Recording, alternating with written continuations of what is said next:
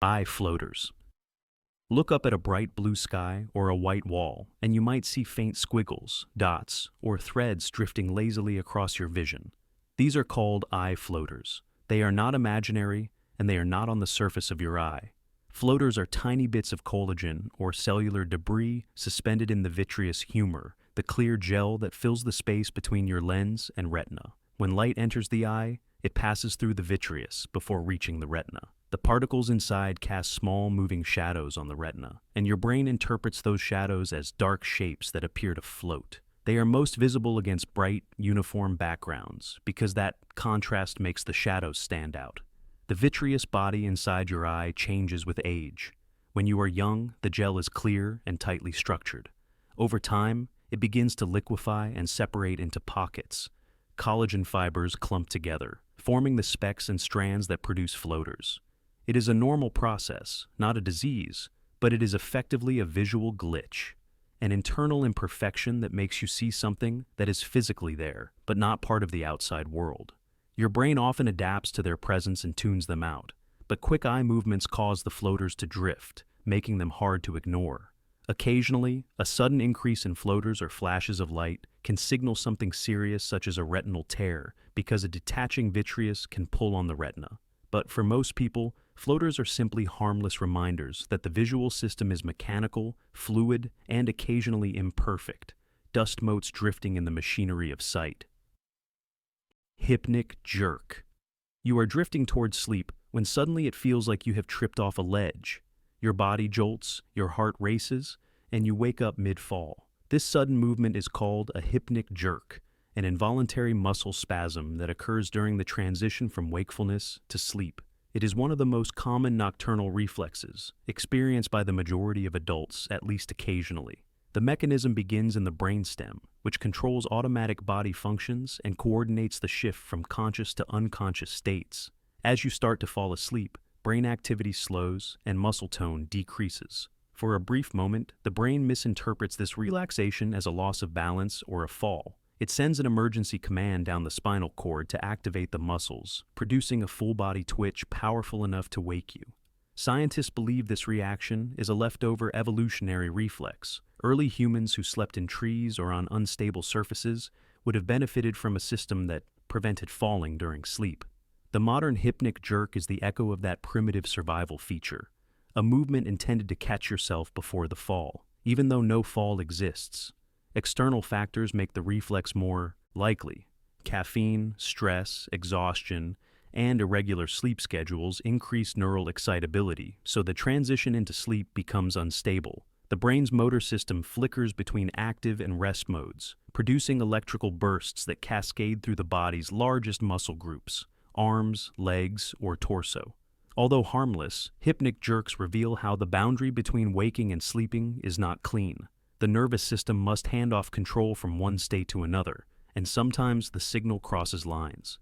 The twitch is the body's way of testing the safety net, a quick calibration to ensure that letting go of consciousness does not mean letting go of the world. Motion sickness. Imagine sitting on a moving bus, scrolling through your phone. Your inner ear can feel every bump, turn, and acceleration. Yet your eyes, locked on a still screen, report that you are perfectly stationary. That sensory disagreement is what triggers motion sickness. It happens when your brain receives conflicting information about movement from the visual system, the vestibular system in the inner ear, and the proprioceptive feedback from your muscles and joints. Inside your inner ear are semicircular canals filled with fluid. These canals detect rotation and balance. When the bus moves, that fluid shifts, and tiny hair-like sensors translate that motion into nerve signals. Normally, your eyes confirm what your ears sense, so your brain forms a single, stable picture of movement. But when your eyes say, "we are not moving," while your ears say, "we are," the brain concludes that the sensory data cannot be trusted. From an evolutionary perspective, this conflict once implied danger, like having ingested a neurotoxin that disrupts sensory coordination. In response, the brain activates defense mechanisms such as nausea, dizziness, cold sweats, and sometimes vomiting. It is essentially your brain's way of saying, something is wrong, empty the stomach just in case. Motion sickness is not tied to one organ malfunctioning, but rather a breakdown in teamwork between systems.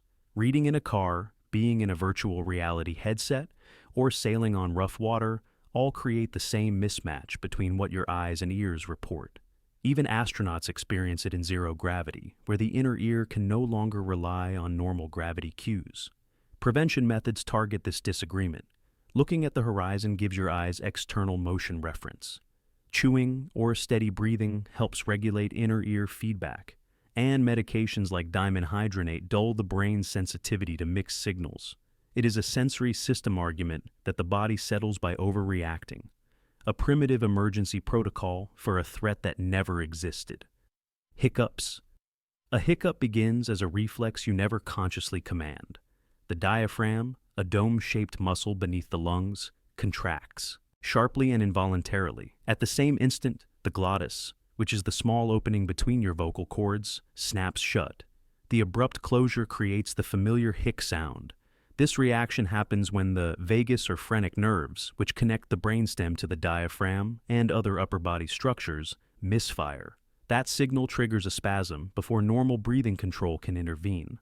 Common triggers include eating too quickly, swallowing air, drinking carbonated beverages, or experiencing sudden temperature changes. Sometimes the cause is emotional stress or laughter, and occasionally, no cause can be identified at all. The body simply slips into a brief feedback loop it cannot explain. The evolutionary purpose of hiccups remains uncertain.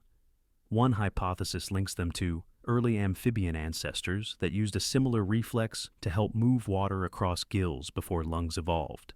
Another theory suggests hiccups act as a reset mechanism for the diaphragm after irritation or irregular breathing patterns. Whatever the origin, the reflex today is mostly a harmless glitch, an outdated program that still runs in modern humans. Each hiccup cycle involves 3 steps: nerve irritation, involuntary contraction of the diaphragm, and closure of the glottis. This can repeat several times per minute until the feedback loop ends. Remedies such as holding your breath, drinking cold water, or swallowing sugar all attempt to override that loop by distracting or resetting the nerve signal. In rare cases, persistent hiccups lasting more than 2 days can indicate an underlying issue like nerve damage, central nervous system disorder, or metabolic imbalance. But for most people, hiccups are simply the body's way of misfiring a routine breathing command, a nervous system echo that turns a smooth rhythm into a rhythmic mistake. Tinnitus. You are sitting in complete silence when a high-pitched ringing or humming suddenly appears out of nowhere. It is not coming from the environment. It is generated inside your auditory system. This phenomenon is called tinnitus, a perceptual glitch where the brain produces the illusion of sound without any external source.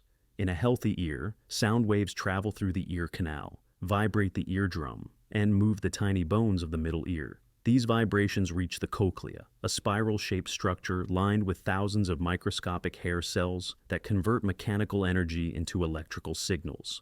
Those signals then travel to the auditory cortex in the brain, where they are processed as sound. When these hair cells become damaged, from loud noise exposure, aging, infection, or even stress, they can send erratic or incomplete signals. The brain, wired to expect continuous auditory input, tries to fill in the missing information. It generates phantom frequencies to maintain the illusion of a complete sound environment. That self-generated tone is what you perceive as ringing, buzzing, or whistling. Tinnitus is not one single sound. It can manifest as multiple tones, pulses, or even rhythmic beats. The intensity fluctuates based on factors like blood flow, stress levels, or fatigue. Because it originates in the brain's auditory circuits, traditional sound blocking methods do not remove it. Treatments focus instead on retraining perception, using white noise machines, hearing aids, or sound therapy to mask the phantom tones and teach the brain to ignore them. The underlying principle is similar to visual afterimages or phantom limb sensations. When sensory input disappears, the brain compensates by creating artificial data. Tinnitus is that same compensation occurring in the auditory domain, a sensory echo that refuses silence. It is one of the clearest reminders that perception is not passive reception, but active construction, and sometimes the builder refuses to stop building. Goosebumps. A cold breeze brushes your skin, or a piece of music sends a surge of emotion through you, and suddenly your skin prickles with tiny bumps. This automatic reaction is called piloerection, commonly known as goosebumps. It is driven by the sympathetic nervous system, the part of your body responsible for fight or flight responses. Each hair follicle on your body is anchored by a microscopic muscle called the erector pili. When this muscle contracts, the hair shaft stands upright and the surrounding skin tightens, forming a bump. In animals with thick fur, this reaction helps trap air to preserve heat, or makes them appear larger to predators. In humans, it no longer serves much practical purpose. It is a biological leftover, a reflex still running even though its original utility has faded. What makes goosebumps strange is that they appear in both physical and emotional circumstances. They activate when the body detects a sudden temperature drop, but they also occur when you feel awe, fear, or intense excitement. The same nerve pathway that responds to cold can also be triggered by powerful emotional stimuli, especially those involving the limbic system, which processes feelings and memories. That is why the same sensation can follow a haunting song or a chilling moment of suspense.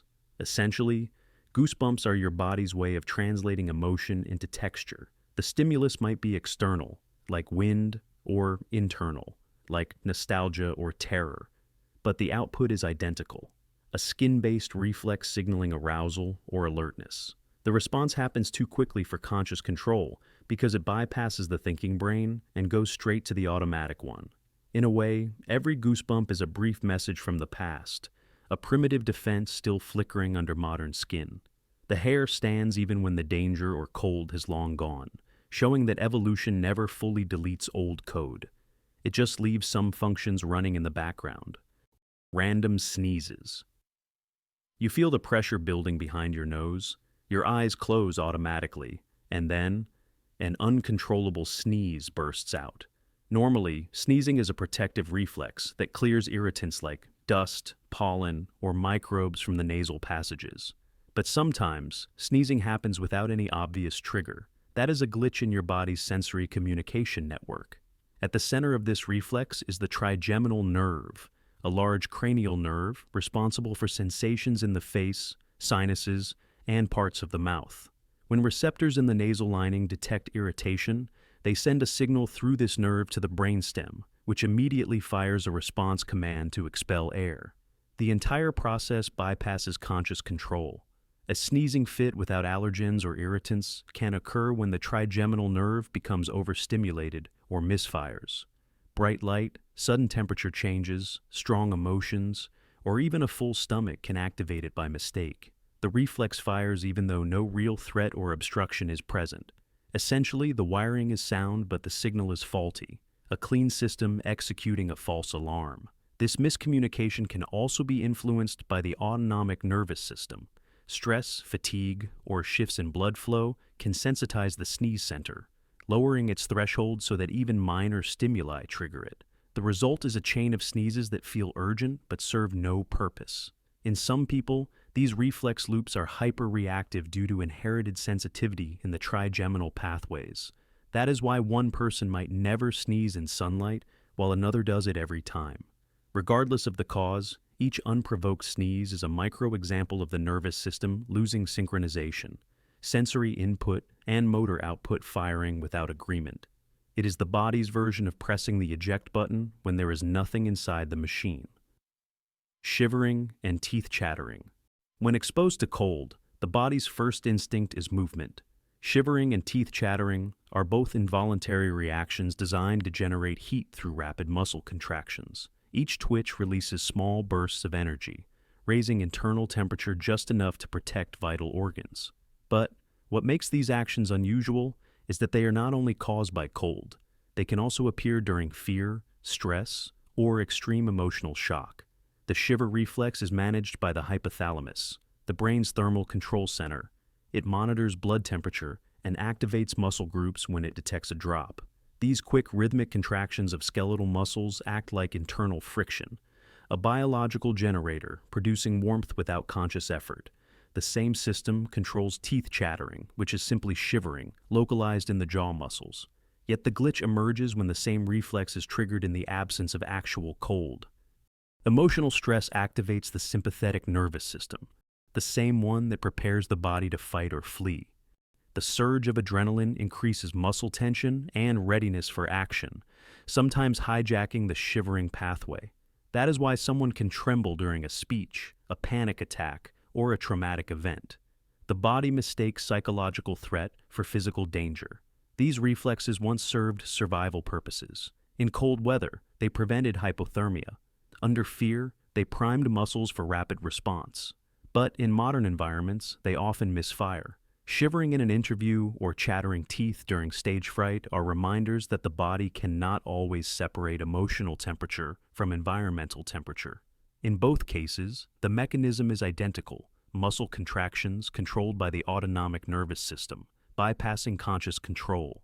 The brain's thermostat reacts to multiple kinds of danger, and sometimes cannot tell which one is real. That overlap between physiology and psychology is what makes shivering a perfect example of a body glitch, an ancient reflex firing in modern confusion. Numb leg tingling. You sit awkwardly, your leg goes numb, and when you move again, a storm of tingles rushes through it. That prickling, buzzing sensation is called paresthesia, a brief malfunction in sensory communication between your nerves and brain. It happens when sustained pressure, poor posture, or compression temporarily disrupts blood flow or nerve signals. Peripheral nerves run like electrical cables throughout the body, carrying information about touch, temperature, and position. When pressure is applied to a nerve, for instance by sitting cross-legged too long, the signal transmission slows or stops. The brain interprets that interruption as numbness. Once the pressure is released, circulation returns and the nerve fibers start firing again, but not all at once. The result is a flood of mixed signals that the brain translates as tingling or pins and needles. This reboot process is entirely mechanical. The nerve fibers that detect pain, touch, and temperature all recover at slightly different speeds, so the returning sensation feels chaotic and uncomfortable. It is essentially your nervous system restarting after a momentary shutdown, like static in a data line. While short-term paresthesia is harmless, chronic or recurring numbness can signal more serious issues such as nerve impingement, vitamin deficiency, or peripheral neuropathy. In those cases, the signal glitch persists instead of resetting. What makes this phenomenon so distinct is that it shows how dependent perception is on steady, uninterrupted signaling. The feeling of a limb falling asleep is not the limb failing. It is the connection flickering. The body has not forgotten it exists. The line between input and awareness has simply gone silent for a moment. When it reconnects, the flood of feedback feels like the body waking itself up from its own brief disconnection. Eye twitching. A sudden flutter in your eyelid that refuses to stop. It is subtle, harmless, and maddening. This is called myokymia, an involuntary twitch of the small muscles around the eye. It often appears without warning and fades just as mysteriously. Although it feels random, eye twitching is a measurable response to fatigue, overstimulation, or stress. The orbicularis oculi muscle, responsible for closing your eyelid, receives its movement commands from the facial nerve. When that nerve becomes overexcited or its signals become erratic, the muscle contracts repeatedly without your permission. These microspasms do not move the entire eye. They are localized vibrations of a few muscle fibers firing out of sequence. Common triggers include lack of sleep, high caffeine intake, and prolonged screen exposure, all of which increase the frequency of neural firing in facial motor pathways. Stress adds another layer. The body's release of adrenaline heightens nerve responsiveness, making tiny muscle contractions more likely to occur. The result is a fluttering eyelid that reflects the nervous system's tension more clearly than words ever could. Although the twitch is physical, its source is often systemic. The brain's motor neurons misfire because their balance between stimulation and inhibition is off. Too much input, too little rest.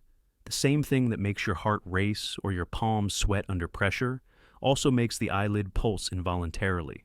Most cases resolve naturally once rest and hydration are restored. Persistent twitching lasting weeks or involving other facial muscles can occasionally point to deeper nerve irritation, but that is rare. For most people, it is a temporary glitch, a visible trace of internal overload. Eye twitching is a reminder that stress is not abstract. It writes itself into your muscles, displaying tension as motion. The body does not always wait for permission to express what the mind is struggling to contain. But what if those same hidden quirks in your body weren't flaws at all?